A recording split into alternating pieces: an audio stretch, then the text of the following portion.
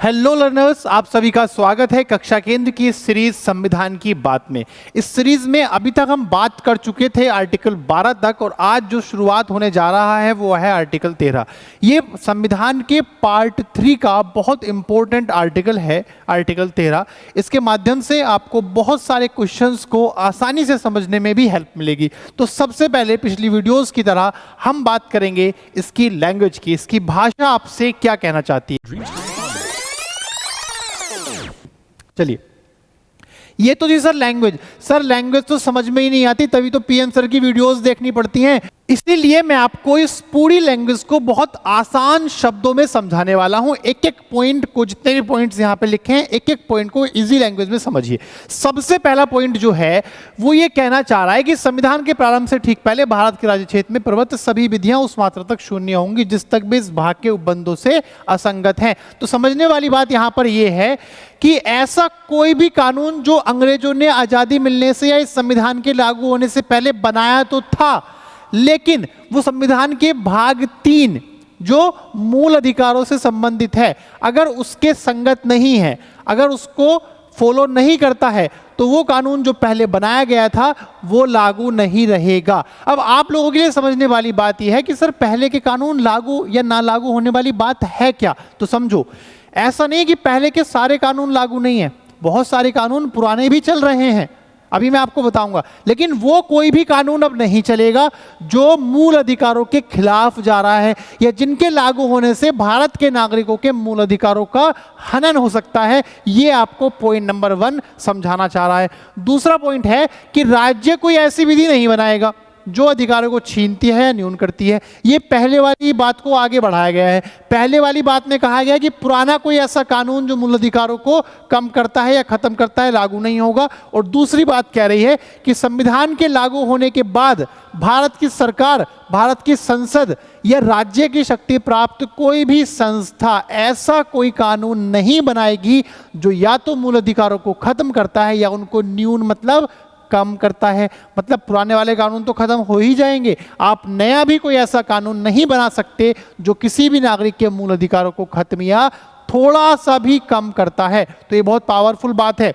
क्यों? अगर आपने कोई ऐसा कानून बनाया तो आर्टिकल 32 का यूज करते हुए मैं कहां पे चला जाऊंगा? मैं चला जाऊंगा सुप्रीम कोर्ट, जहां पे मुझे मूल अधिकारों की रक्षा के लिए सुप्रीम कोर्ट जाने का अधिकार मिला है। किस आर्टिकल से? आर्टिकल 32। और दूसरा एक और अधिकार है, मैं किसी भी अधिकार की रक्षा के लिए आर्टिकल 226 का प्रयोग करके कहां जा सकता हूं? मैं जा सकता हूं हाई कोर्ट। तो हाई कोर्ट जाने की शक्ति मूल अधिकारों की रक्षा के लिए 226 अनुच्छेद से मिलती है और सुप्रीम कोर्ट जाने की शक्ति आर्टिकल 32 से मिलती है। ये आपको पता होना चाहिए। अब बात करते हैं 3 की। पॉइंट 3 क्या कह रहा है? तीसरा पॉइंट कह रहा है कि विधि के अंतर्गत भारत के राज्य क्षेत्र में विधि का बल रखने वाला कोई अध्यादेश, आदेश, उपविधि, नियम, विनियम, अधिसूचना, रूढ़ि या प्रथा है। मतलब विधि, लॉ का मीनिंग क्या है? तो लॉ का मीनिंग है कोई भी ऐसा अध्यादेश, ऑर्डिनेंस का मतलब आर्टिकल 123 जो राष्ट्रपति जारी करते हैं कैबिनेट की सिफारिश पर, कोई भी ऑर्डर, कोई भी उपविधि, बाय लॉ को समझना बहुत जरूरी है। आप जिस भी क्षेत्र में रहते हैं वहां पर कोई ना कोई स्थानीय संस्था है, नगर पंचायत है, जिला पंचायत है, क्षेत्र पंचायत है, राज्य सरकार है।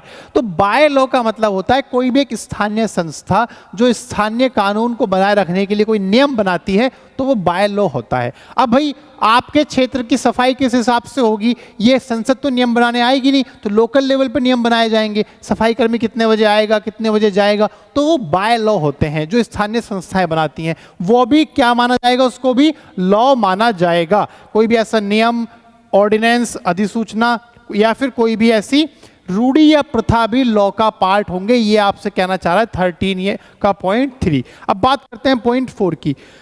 लॉ इन फोर्स, प्रवृत्त विधि के अंतर्गत भारत के राज्य क्षेत्र में किसी विधानमंडल द्वारा या अन्य सक्षम प्राधिकारी द्वारा इस संविधान के प्रारंभ से पहले पारित या बनाई गई विधि। ये समझिए, लॉ इन फोर्स का मतलब ये है कि वो सारे लॉ जो बने तो थे भारत के संविधान के लागू होने से पहले, लेकिन उनको संविधान के लागू होने के बाद हटाया नहीं गया है, वो भी लागू रहेंगे। इसका सबसे बड़ा और सबसे आसान लैंग्वेज आसान एग्जाम्पल है आईपीसी 1860। भाई आईपीसी जो है वो कब से चल रही है? 1860 से चल रही है, तो वो हटी नहीं ना।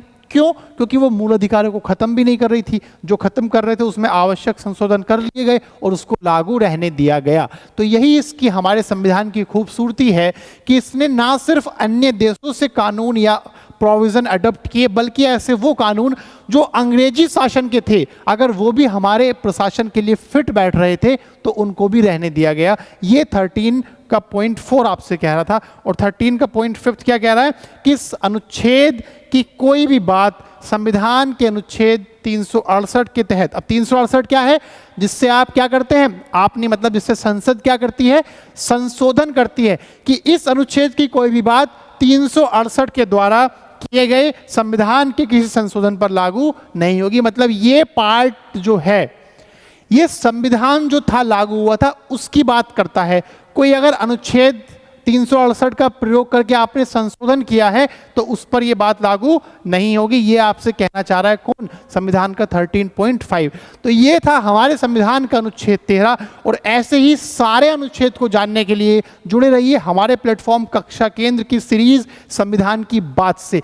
एक और रिक्वेस्ट मैं आप लोगों से करना चाहूँगा कि अपना फीडबैक जरूर दीजिए।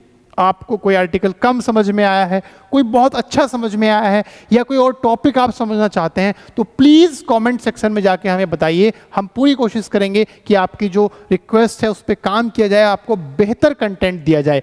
इसी तरह से वीडियोस को पाने के लिए आप हमारे प्लेटफॉर्म से जुड़े रहिए। और व्यक्तिगत रूप से मुझसे जुड़ने के लिए आप इंस्टाग्राम पर KKPM अभी पर जाकर मुझको फॉलो कर सकते हैं। Thank you very much.